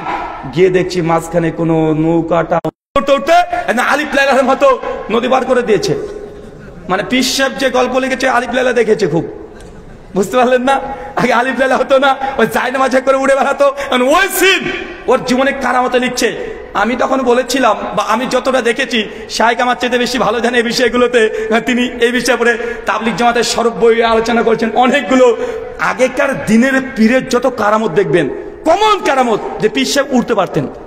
পীর সাহেব এক জায়গা থেকে আরেক জায়গায় পলকে চলে গেছে। বা এরকম দেখেন নাই, খাজা মঈনুদ্দিন চিশতির জীবনী পড়েন, একটা কারামত অধ্যায় পেয়ে যাবেন, ওখানেও আছে। বড় পীর আব্দুল কাদের জিলানীর জীবনী পড়েন, তাতেও পেয়ে যাবেন। নিজামুদ্দিন আউলিয়ার জীবনী পড়েন, তাও আপনি পেয়ে যাবেন। বাইজিদ বুস্তামি, ও তো 1000 একবার আল্লাহ কাছে গিয়েছে। তাজকিয়াতুল আউলিয়া 2য় খণ্ড মোহাম্মদী প্রকাশনী, ঢাকা থেকে ছাপিয়েছে, পৃষ্ঠা নম্বর 421। এই একবার দুইবার নয়, 1000 একবার মিরাজ করেছে, একদম অধ্যায় রচনা করেছে। বাইজিদ বুস্তামি কা মিরাজ, মানে বাইজিদ বুস্তামি উনিও মিরাজ করেছেন। চিন্তা করেছেন, নবী করলেন একবার দুইবার তিনবার, ওই করেছে 1000 একবার। এখন বলো তো, যারা বিশ্বাস করে এটা মানুষ না পায়জামা? এদিকে মানুষ মনে হয় আপনার?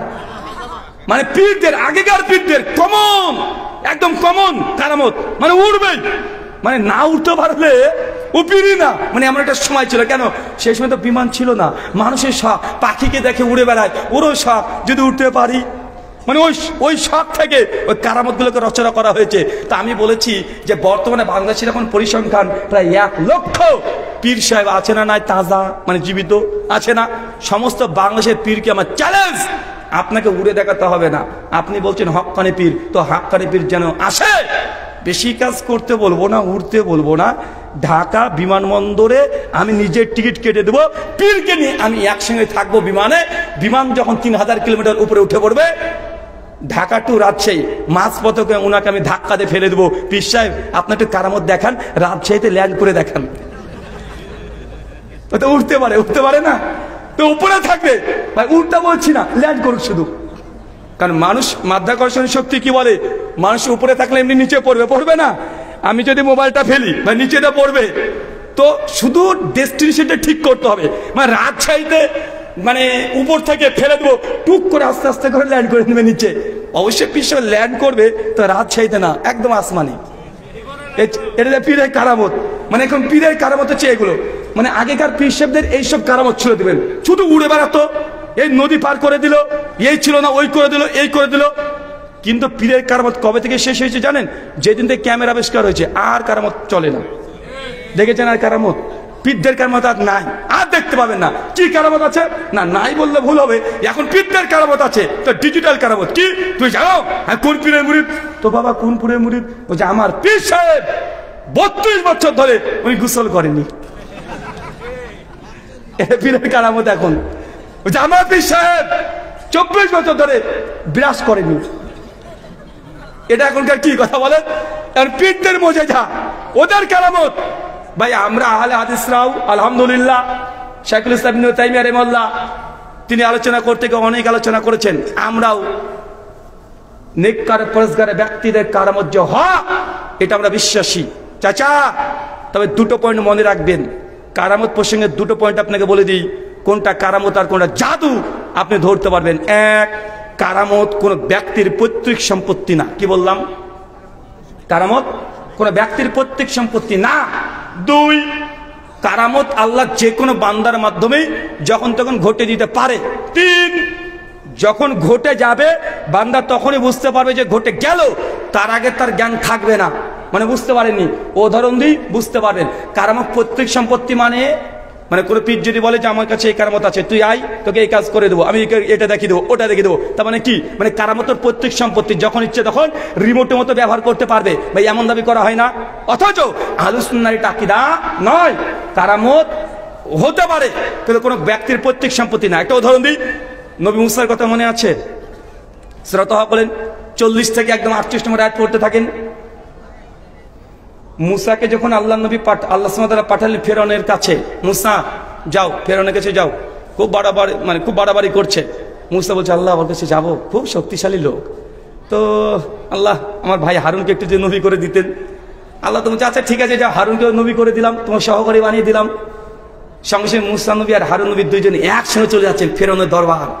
যাওয়ার পর দেখছে বাপ রে বাপ, গোটা এলাকার মিশরের যত বড় জাদুকর আছে সব নিয়ে বেচারা সাপ নিয়ে খেলাখেলি করছে। মুসা নবী তো দেখে তো ভয় পেয়ে, আরে বাপরে কোথায় এলাম, কোথায় এসেছি। তারপরে আল্লাহ যখন মুসা নবী ভয় পেয়ে গেলেন, তখন আল্লাহ বলছে আল্লাহ এই কতগুলো জাদুকর কতগুলো সাপ নিয়ে এসেছে, কি করবো এখন? আল্লাহ তখন বলছে মুসা, মুসা তোমার হাতে কি? আল্লাহ যে লাঠি, লাঠি, সামান্য লাঠি, লাঠি ফেলে দাও। যখনই ফেলে দিয়েছে সঙ্গে সঙ্গে এমন মস্ত বড় সাপ, ফনা তুলে যত ফেরাউনের সাপ ছিল সবগুলো হজম করে নিয়েছে। আর লাঠি ফেলার সঙ্গে সঙ্গে যখন সাপ হয়ে গেছে, মুসা নবী ভয়ে 2-3 ধাপ পিছনে চলে এসেছে। চাচা মুসা নবী জানে না তার লাঠি সাপ হয়ে যাবে। মানে কারামত যার ঘটে যাবে ওর নিজের পৈতৃক সম্পত্তি না, ঘটার পরে গেলে বুঝতে পারবে। মানে বুঝতে পারলেন না? বুঝতে পারলেন কি? কারামত নবী মুসা তার হাতে লাঠি আছে, দেন আবার দেখেন, তাহলে মুসা নবী তো প্রমাণ হয়ে গেল যে তার লাঠিটা যেমন তেমন লাঠি না, সাপ হয়ে যায়। আবার দেখেন ফেরাউন যখন তার চেয়ে মুসা নবী দৌড়ছে, তার সৈন্য সামন্ত আছে, ফেরাউনের সৈন্য সামন্ত আছে, মাঝখানে মহাসমুদ্র। আল্লাহ কি করবে এবার? এবার তো সমুদ্র, আল্লাহ হচ্ছে হাতে কি লাঠি, মারো ঠোকা, সাপ হওয়ার কথা তো। এবার কি হয়েছে চাচা? রাস্তা হয়ে গেছে। তো মুসা নবী নিজে যায় না, তার লাঠির মধ্যে কারামত ঘটে যাবে, ঘটার পরে বুঝতে হচ্ছে রাস্তা হয়ে গেছে। তার মানে বোঝা গেল এই কোন কারামত কোন ব্যক্তির পৈতৃক সম্পত্তি না। ওহুদের যুদ্ধে আল্লাহ নবী আলাইহিস সালামের এই দাঁত মোবারককে শহীদ করেছে না, দাঁতকে শহীদ করে দিয়েছে। আবার সহিহ বুখারী 6881 নম্বর হাদিস, একজন সাহাবী একজনকে হত্যা করতে এসেছিলেন। তারপরে আল্লাহ নবী তার পা এমনভাবে ভেঙে গেল সে চলতে পারে না। আল্লাহ নবীর কাছে যখন আসলেন, আল্লাহ নবী শুধু কয়েকবার হাত দিয়ে তিনি কিছু পড়ে তিনি এইভাবে শুধু হাতটাকে বুলিয়ে দিলেন। সাহাবী বলছেন তারপরে আমি এমনভাবে হাঁটতে পারলাম, মনে হচ্ছে না যে আমার পায়ে কিছু হয়েছিল। আলী বিন আবি তালেব রাদিয়াল্লাহু আনহু তিনি যুদ্ধে যাবেন, তিনি কান্না করছেন, হঠাৎ করে চোখের সমস্যা। নবী এসে তার জিহ্বা থেকে নালাটা নিয়ে তার চোখে লাগিয়ে দিলেন। সঙ্গে সঙ্গে আলী বিন আবি তালেব ঝকঝকে তিনি দেখতে পাচ্ছেন চাচা নবী নিজে দাঁত ভেঙে গেছে, ওইখানে তিনি নিজে একা একা দাঁতকে সুস্থ করতে পারেন না, ব্যথা যন্ত্রণা ছটপট করছে। ফাতেমা রাদিয়াল্লাহু আনহা বলছেন আমার আব্বা যখন চিৎকার মারছিল ওদের প্রান্তে, যখন পাহাড়ে উঠতে পারছিল না, সহিহ বুখারী 3039 নম্বর হাদিস, আমি আর আলী গিয়ে ছুটে গিয়ে আমার আব্বার পা গুলোকে পানিতে ধৌত করছি, পা দিয়ে রক্ত বেরোচ্ছে, 5খানা তীর লেগেছিল। তার মানে কি বুঝতে পারলেন আপনি এতক্ষণ? কারামত কোন ব্যক্তির বাপের সম্পত্তি না, পৈতৃক সম্পত্তি না, যে যখন যেমন চায় তখন তাই করে দেবে, এই সম্পত্তি না। কিন্তু বর্তমান পীররা কি বলে? কারামতুল আউলিয়া হাক্কুন, পীরদের কারামত সত্য বা আমরাও বলি, এটা কোনো হাদিস না। কবি সাহিত্যিকরাই কথাগুলো মানে বলেছেন, কিন্তু এখান থেকে একটা নুক্তা বিশ্বাস করেন, আল্লাহ জাত তার মধ্যে দিয়ে কারামত ঘটে দিতে পারে, কিন্তু সে যদি বলে না আমি কারামত দেখাবো, এই হচ্ছে টাটকা ভণ্ড। ঘটে যেতে পারে, ঘটে যেতে পারে যখন তখন। একটা হাদিস বর্ণনা আছে, ওমর ইবনুল খাত্তাব রাদিয়াল্লাহু আনহু তিনি সিরিয়াতে কিছু মানুষকে পাঠিয়েছেন যুদ্ধ করতে। ওমর বিন খাত্তাব একদম তিনি জুমার খুতবা দিচ্ছেন, আর সিরিয়া প্রায় ১৫০০ কিলোমিটার রাস্তা। ওমর বিন খাত্তাবের উপরে হঠাৎ করে তিনি দেখতে পাচ্ছেন যে মুসলিম সৈন্যবাহিনীগুলোকে কাফেররা মানে মেরে দেবে। ওমর বিন খাত্তাব মসজিদ থেকে চিৎকার করে বলছে যে তোরা সব পাহাড়ের পেছনে লুকিয়ে পড়ো। যখন এই কথা বলেছেন, যিনি যুদ্ধের প্রধান সেনাপতি ছিলেন তার কানে ওমর বিন খাত্তাবের কথা পৌঁছে গেছে। ওমর বিন খাত্তাবের কথা পৌঁছে গেছে, সঙ্গে সঙ্গে তিনি পিছনে এসে পাহাড়ের পেছনে চলে এসেছে। মুসলিমদেরকে আর হত্যা করতে পারেনি। দেখছেন ওমর বিন খাত্তাবের কথা কতদূর যায়। ওমর বিন খাত্তাবের কথা না, ওমর বিন খাত্তাব সরাসরি যুদ্ধকে দেখতে পাচ্ছে। ইমাম বাইহাকি তার ইতিকাদের মধ্যে আল মাদখালের মধ্যে এই হাদিসকে নিয়ে এসেছে। তবে আমার উস্তাদ হাফেজ জুবাইর আলী যায়রামুল্লাহ তার ইলমে মাকালাতের মধ্যে চতুর্থ খণ্ডে তাহকিক করে বলেছেন এই সনদ সহি নয়, দুর্বলতা আছে। 3টে সনদ পাওয়া যায়, অনেকে 3টে সনদের কারণে হাসান আলী গয়রি বলেছে তো সনদ দুর্বলতা আছে। কিন্তু যারা কারামতে বিশ্বাসী তারা এটাকে দলিলও বানায়। আচ্ছা, আমার প্রশ্ন, ওমর বিন খাত্তাব দেখেন ১৫০০ কিলোমিটার জিনিস, মানে দূরের জিনিস, তিনটাকে দেখতে পেলেন না? পেয়েছেন তো নাকি? তার মানে ওমর বিন খাত্তাব তিনি দেখতে পান, তার কথা ১৫০০ কিলোমিটার চলে যায়। অথচ ওমর বিন খাত্তাব রাদিয়াল্লাহু আনহু তিনি নামাজ পড়ছেন, পেছনে দাঁড়িয়ে আছে আবু লুলু একদম তরবারি নিয়ে। চাচা মনে নাই? নামাজরত অবস্থায় ওমর বিন খাত্তাবের পেটে ঢুকিয়ে দিলেন। তিনি সঙ্গে সঙ্গে উল্টে পড়ে গেলেন, অজ্ঞান হয়ে গেলেন। যখন জ্ঞান ফিরেছে সঙ্গে বলছে কে আমাকে হত্যা করেছে, কে করেছে? বলছে আবু লুলু। ওমর বিন খাত্তাব শুকরিয়া আদায় করছে যে কোনো মুসলমান মুমিনের হাতে আমাকে হত্যা হতে হয় নাই, আমাকে কাফেরের হাতে হত্যা হতে হয়েছে, মুনাফিকের। ওমর বিন খাত্তাব তার মানে দেখতে পাচ্ছেন ১৫০০ কিলোমিটার দূরে কোথায় কি ঘটছে যুদ্ধে, তিনি দেখে নিলেন। কিন্তু নামাজরত অবস্থায় তার পেছনে জামাতের শরীক আছে আবু লুলু, তাকে দেখতে পেলেন না। কি বুঝলেন? তার মানে ওমর বিন খাত্তাবের ওই যে ঘটনা, এটা কি ছিল? তার কারামত, এটা আল্লাহ দেখিয়েছেন। এটা ওমর বিন খাত্তাবের ব্যক্তিগত সম্পত্তি ছিল না। যদি হতো তো পেছনকে মানুষকে দেখতে পাবেন না? কথা বলেন, দেখা যাবে না? দেখতে পাবেন, এটা স্বাভাবিক। এরকম আপনার কয়েক শত শুধু সাহাবী তাবিদের ঘটনা থেকে প্রমাণ করা যায় যে কারামত এটা হচ্ছে কোনো ব্যক্তি পৈতৃক সম্পত্তি না, ঘটে যাওয়ার পরে মানুষ বুঝতে পারে ঘটে গেল। যে দাবি করবে আমি কারামত করতে পারি, দেখাতে পারি, এ হচ্ছে 1 নম্বর টাটকা কাঁচা শয়তান, বিশ্বাস করা যাবে না। আল্লাহ সুবহানাহু ওয়া তাআলা তুমি বুঝা তৌফিক দান করে বলি আমিন। সেই মধ্যে শুধু পাপ থেকে বাঁচার কয়টা উপায় বলেছি? কয়টা বললাম? 1 বন্ধু নির্বাচন, 2 নেককার পরহেজগার ব্যক্তিদের সঙ্গে কোরআনের মাজলিসে মসজিদে যাতায়াত বেশি করা, মাদ্রাসায় যাতায়াত বেশি করা, আলিম উলামাদের সঙ্গে সংস্পর্শে বেশি থাকা। ওই যে হাদিস বলতে গেলাম যে 99 জন মানুষকে হত্যা করে ও হেঁটে চলে যাচ্ছে, জিজ্ঞেস করছে যে ক্ষমা আছে? না ক্ষমা নাই। যে ক্ষমা নাই, যা তোর বেঁচে থেকে লাভ কি? একদম ওকে মেরে দিয়েছে, একদম বলছে সেঞ্চুরি, 100 করে ফেলেছে। কত? 100 জন মানুষকে হত্যা করেছে। হাঁটতে হাঁটতে চলে যাচ্ছে, একজন আবেদ, একজন ব্যক্তি ইবাদত করছে, তাকে বলছে আপনি যে উপাস্যের রবের উপাসনা করছেন, আমি এই মুহূর্তে 100 জন মানুষকে হত্যা করেছি, আপনার রবকে আমাকে ক্ষমা করতে পারেন? উনি তখন অনেক কথা বলেছেন। বুখারী, মুসলিম, আবু দাউদ, মুসনাদ আহমেদ বিভিন্ন বর্ণনা আসছে। রিয়াদুস সালিহিন কমপক্ষে 13খানা রিওয়ায়াতকে একসঙ্গে করে আলোচনা করছেন, অনেক আলোচনা। উনি তখন বলছেন যে আল্লাহ সুবহানাহু ওয়া তাআলা তিনি তওবাকারীকে পছন্দ করেন, আল্লাহ সিফাত বর্ণনা অনেকগুলো করছে। এই সময় তো ওই ব্যক্তিকে তখন বলছে খবরদার তুমি ওই গ্রামে চলে যাও, ওখানে কিছু মানুষ ইবাদত করছে, ওই গ্রামে চলে যাও। খবরদার তুমি যে গ্রামে থাকো তুমি থাকবে না, ওদের সাথে থাকবে না, তুমি ওই গ্রামে চলে যাও। মানে ভালো সঙ্গী দেখাচ্ছে, তুমি যে সঙ্গীতে থাকো ওরা ভালো মানুষ নয়, তোমাকে আরো গোনা করিয়ে দেবে। ওইখানে ইবাদত গুজার অনেক বান্দা আছে, তুমি ওই গ্রামে চলে যাও। আমি অনেক ঘাটাঘাটি করার চেষ্টা করেছি যে এই ব্যক্তি তওবা করেছে কিনা, জবান দিয়ে তওবা করেছে কিনা। হাদিস থেকে আমি জানা মতে, আমার ইলম মোতাবেক এখনো আমি পাই নাই যে ওই ব্যক্তি জবান দিয়ে তওবা করেছে, মুখ দিয়ে তওবা করেছে, পাওয়া যাচ্ছে না। ওই ব্যক্তির কথা শুনে ভালো গ্রামের দিকে হাঁটতে শুরু করেছে। আল্লাহ সুবহানাহু ওয়া তাআলা সঙ্গে সঙ্গে মালিকুল মউতকে পাঠিয়ে দিয়ে তার রূহটাকে কবজ করে নিয়ে চলে যান। পথিমধ্যেই সেই ব্যক্তিটাও মারা যায়। মারা যাওয়ার পরেই আল্লাহর সাথে পক্ষ থেকে আর দুটো ফেরেশতা চলে আসে, অনেক লম্বা ঘটনা। একজন জান্নাতি ফেরেশতা, রহমতের ফেরেশতা ওকে বলছে যাই জান্নাতে নিয়ে যাই, আর জাহাজের ফেরেশতা যাই জান্নাতে নিয়ে যাবে। 100 খান মানুষ হত্যা করেছে, জান্নাতে নিয়ে যাবে। দুজনের মধ্যে বিতর্ক। আল্লাহ তৃতীয় আরেকজন ফেরেশতা পাঠিয়ে দিয়েছে, যাও সমাধান করে দিয়ে আসো। সমাধান কি? সমাধান এসে বলছে যে এই ব্যক্তি ওই যে মানুষের সঙ্গে কথা বলে ভালো গ্রামের দিকে কত ধাপ গিয়েছে, যদি বেশি যায় ভালো গ্রামের দিকে ও জান্নাতে যাবে, আর যদি কম যায় তাহলে আজার ফেরেশতা তুমি নিয়ে চলে যাও। মানে আপনার ভাষায় বলি, মানে ওই যে মসজিদ দেখতে পাচ্ছেন, আমরা এখানে দাঁড়িয়ে কথাবার্তা হচ্ছিল, মসজিদ থেকে এতটা দূরত্ব প্রায় ধরেন 100 হাত, মানে মানুষটা এখান থেকে হাঁটতে শুরু করেছে। মুস্তাদ আহমেদের রেওয়াতে যেটা আসছে যে ওই ব্যক্তি শেষ পর্যন্ত বুকে আশ্রিয়ে 1.5 হাত ও আগে চলে গেছে, মানে 51-52 হাত। সিদ্ধান্ত আল্লাহ সুবহানাহু ওয়া তাআলাকে ক্ষমা করবেন। চাচা আপনি কত বড় পাপ করেছেন, কত গুনাহ করেছেন, 100 মানুষকে হত্যা করেছেন।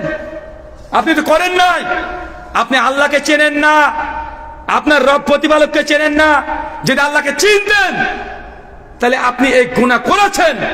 আর গুনাহকে করার কারণে শয়তান আরেকটা অসুস্থতা দেয়। আপনার যদি আজকে জোহরের নামাজ কাজা হয়ে যায়, যুবক তুমি যদি কোনো গার্লফ্রেন্ডের সঙ্গে তোমার সম্পর্ক আছে, তোমার মুখে দাঁড়িয়ে আছে, তুমি নামাজ পড়বে জানি, তারপর তুমি ফেসবুকে কোনো গার্লফ্রেন্ডের সঙ্গে সম্পর্ক আছে, এই যে তুমি একটা হারাম রিলেশনে আছো, অবশ্যই গুনাহ।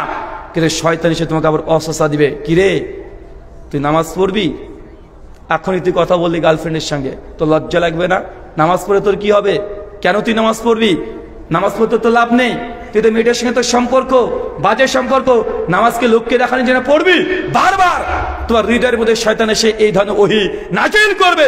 শয়তান যতই তোমাকে এই কথাগুলো বলুক না কেন, কারণ শয়তান চায় বান্দাকে বোধহয় ছোট্ট একটা গুনাহ করাবে, ছোট্ট গুনাহকে দেখে আপনাকে অপমান অপদস্থ করে বড় আমল থেকে, বড় নেকির কাজ থেকে আপনাকে বিরত রেখে দিবে। এই শয়তানের কৌশল, শয়তানকে চিনতে হবে। যখন আপনাকে দেখছেন একটা গুনাহ হয়ে গেছে, যদি গুনাহ হয়ে যায়, ওই গুনাহকে শয়তান সামনে ধরবে, চকচক করে ধরবে আপনার সামনে, আর বলে তুই তো গুনাহ করছিস, পাপী, তো লজ্জা লাগবে না মসজিদে যেতে? তুই রোজা করে কি হবে রে? তোর রোজা করে লাভ আছে? তুই তো মেয়েটার সঙ্গে গল্প করছিস রোজা অবস্থায়। জি না, যতই হোক না কেন নামাজ ত্যাগ করা যাবে না। কেন বলেন তো? কারণ নামাজ ত্যাগ করে দেবেন, কাফের হয়ে যাবেন। একজন চেনা করেছে ও কাফের, কথা বলেন, সেই সময় একজন ঈমান নাই, হাদিসের যা ভাষা।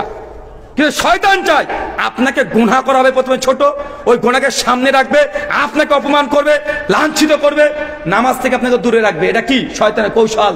আর শয়তানের যদি কৌশলকে যদি আপনি প্রতিহত করতে চান, আল্লাহ নবী বলছেন, মুসনাদে আহমদের হাদিস, হাসান সনদে আসছে, আল্লাহ নবীর কাছে একজন সাহাবী এসে বলছেন, সাহাবীর নাম হাদিসে উল্লেখ নেই, কারণ মুহাদ্দিসগণ এমন কিছু সাহাবীর নাম হাদিসে উল্লেখ করতেন না যেন ওই সাহাবীর এই কর্মটা যেন ফাঁস না হয়ে যায়। মদিনা থেকে একজন সাহাবী এসে, আল্লাহ নবী বসে আছেন, ওমর বিন খাত্তাবও বসে আছেন, এসে বলছেন, ইয়া রাসূলুল্লাহ, আমি মদিনা একটা মেয়ের সঙ্গে এমন কিছু নাই যে করিনি। বুঝে নেন কি কি করেছে। এমন কিছু গুনাহের কাজ নেই যে করিনি, জাস্ট তার সঙ্গে ফিজিক্যাল রিলেশনটা করিনি। ওমর বিন খাত্তাব রেগে গেছে, বলো কি তুমি গুনাহ করছো, পাপ করছো, নবীকে বলছো? আল্লাহ নবী কোনো কথা বলছেন না, সাহাবী হেঁটে চলে যাচ্ছেন, সোজা চলে যাচ্ছেন। আল্লাহ নবী তখন ডাকলেন তাকে, শোনো, তাকে আলাদাভাবে বসালেন, বসে বলছেন, তুমি প্রত্যেক দিন রাত্রিতে কিয়ামুল লাইল তাহাজ্জুদের ওয়াক্তে তুমি দাঁড়িয়ে যাও, সালাত আদায় করো, তুমি নামাজ পড়তে থাকো।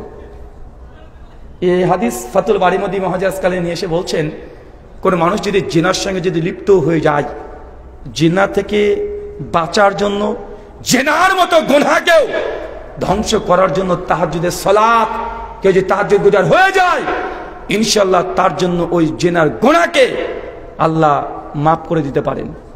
কথা বুঝতে পারলেন না মনে হয়? মানে তাহাজ্জুদের এত ফজিলত। মানে আপনি কে প্রথমে সাথে কি করবে বলেন তো ভাইজান? কি করাবে? গুনাহ করাবে আপনাকে দিয়ে, গুনাহটার সামনে নিয়ে আসবে, অপমান করবে, যে নামাজ পড়ে লাভ নেই রে, তোর রোজা করে লাভ নেই, আপনাকে ফরজ পালন করা থেকে বাধা দেবে। ইনশাআল্লাহ গুনাহ হতেই পারে। মিশকাতের হাদিস, আল্লাহ নবী বলছেন, তোমরা যদি গুনাহ না করতে, তোমার পরিবর্তে এমন এক জাতিকে আনতাম যারা গুনাহ করতো আবার তওবা করতো, আবার গুনাহ করতো আবার তওবা করতো, আবার গুনাহ করতো আবার তওবা করতো। কথা কি বুঝতে পারলেন? বুঝতে পারলেন? মানে এই হাদিসটা শেষ।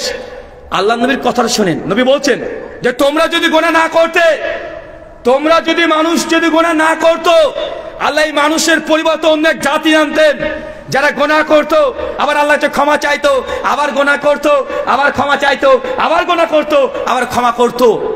অবাক করার কথা নয়? তার মানে কি আল্লাহ চাচ্ছেন তিনি গুনাহ করতে?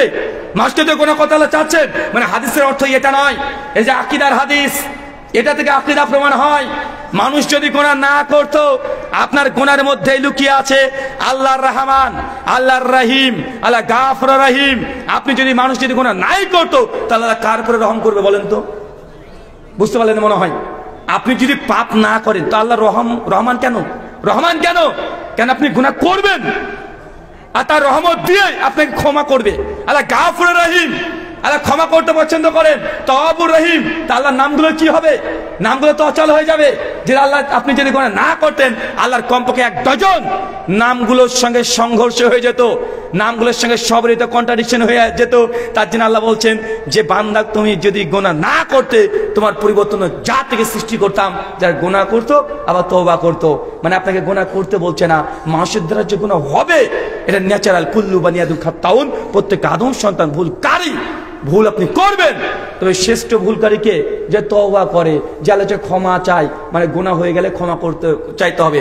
একটা গুনাহ হয়ে গেছে, নেকির কাজ করতে হবে। ফেসবুক চালাচ্ছেন জানি, হঠাৎ করে সিনেমার একটা ছোট্ট ক্লিপ চলে এসেছে, একটা রিলস চলে আসছে, টিকটক চলে আসছে, আপনি নিঃসাথে বইতে 2-3 মিনিট দেখে ফেললেন, গুনাহ হয়ে গেল। সঙ্গে সঙ্গে আস্তাগফিরুল্লাহ আস্তাগফিরুল্লাহ পড়ে সঙ্গে কোরআন মাজিদে 10 মিনিট শুনে নেন। কথা মনে বুঝতে পারলেন না? একটা গুনাহ হলে সঙ্গে আরেকটা নেকি করে ফেলেন, 2টা গুনাহ হলে 4টা নেকি করে ফেলেন। দেখে কোনো খারাপ একটা জিনিস দেখে ফেলেছেন, চট করে আপনি তওবা করে সঙ্গে 2-3 পৃষ্ঠা কোরআন মাজিদ পড়ে ফেলেন। শয়তান আপনাকে দেখে পালাবে, বলে একে গুনাহ করে লাভ নেই রে ভাই। আরে একে যদি 10টা গুনাহ করায়, ও 50টা নেকি করে, দেখে আপনাকে এমনি পালিয়ে যাবে ও।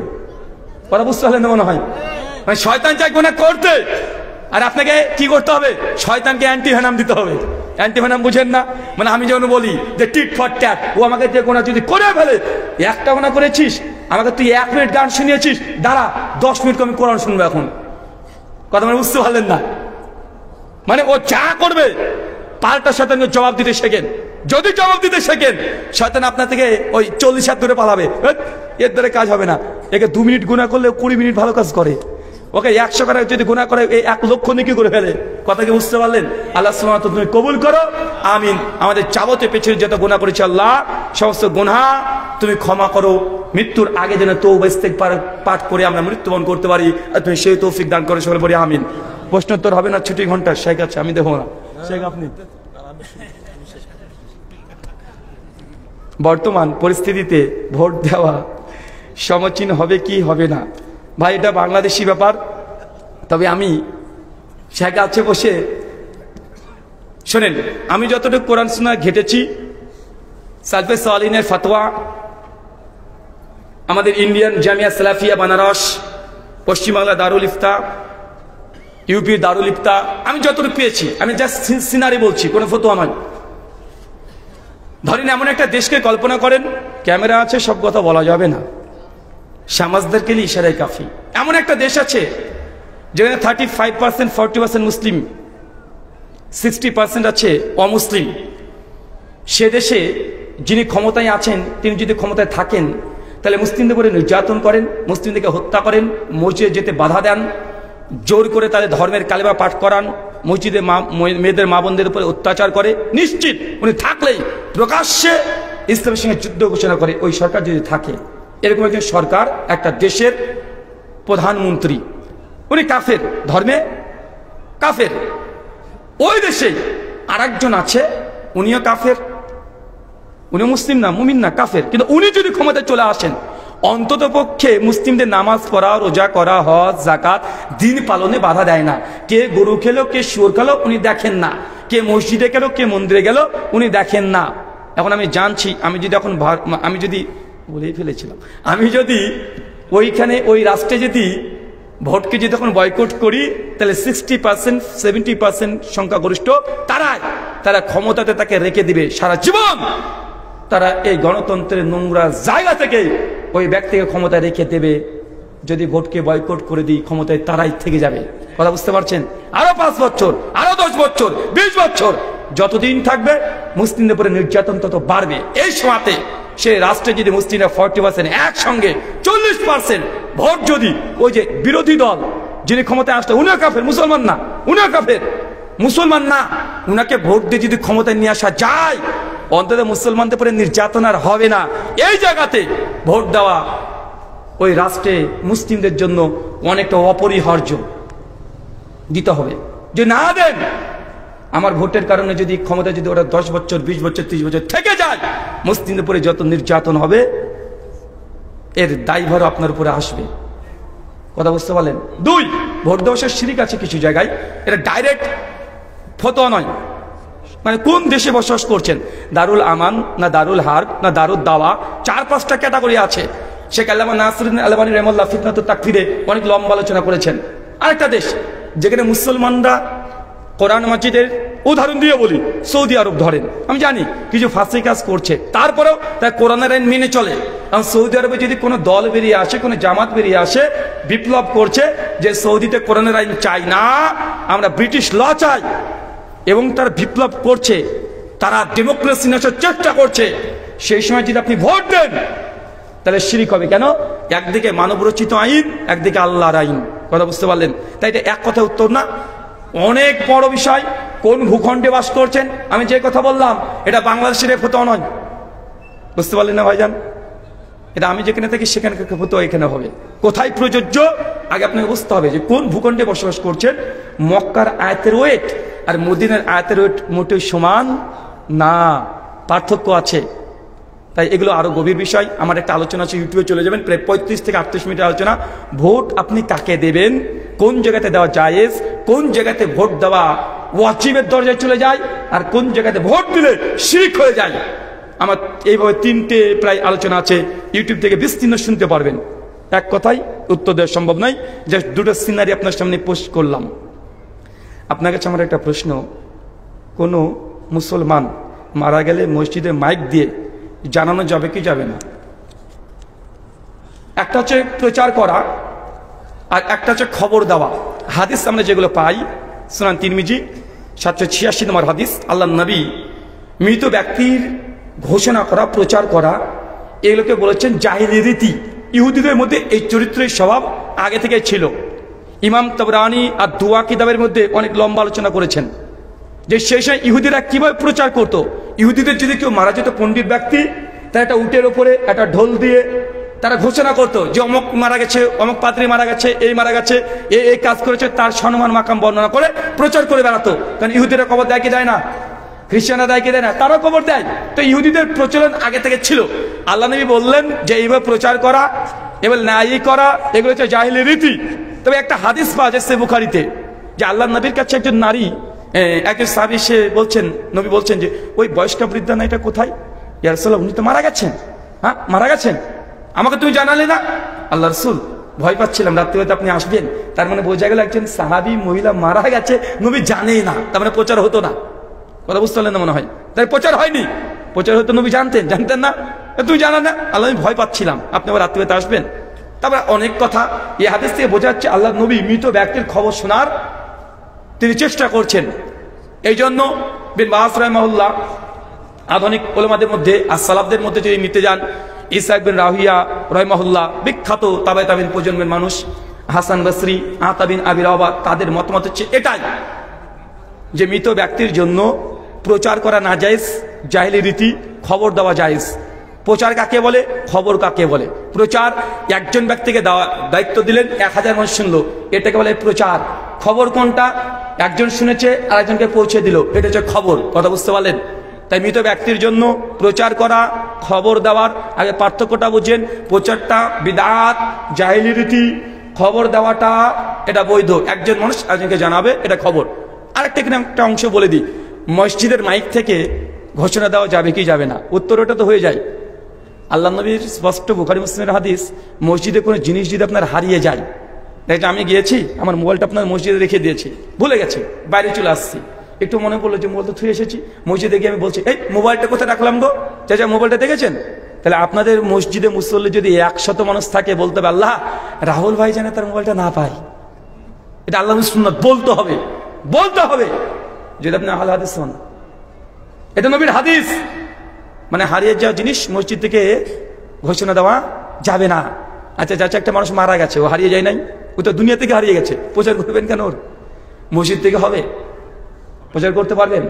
বিন বাস রাহমাতুল্লাহর ফতোয়া এখানে শেখ সালেহ আল ইসলামী তিনি আলোচনা করেছেন। শেখ সালেহ মসজিদে বলেছেন দুটো জিনিস মসজিদের মাইক থেকে ঘোষণা করতে পারবেন, দুটো জিনিস, তাছাড়া মসজিদের মাইক থেকে আর ঘোষণা করা যাবে না।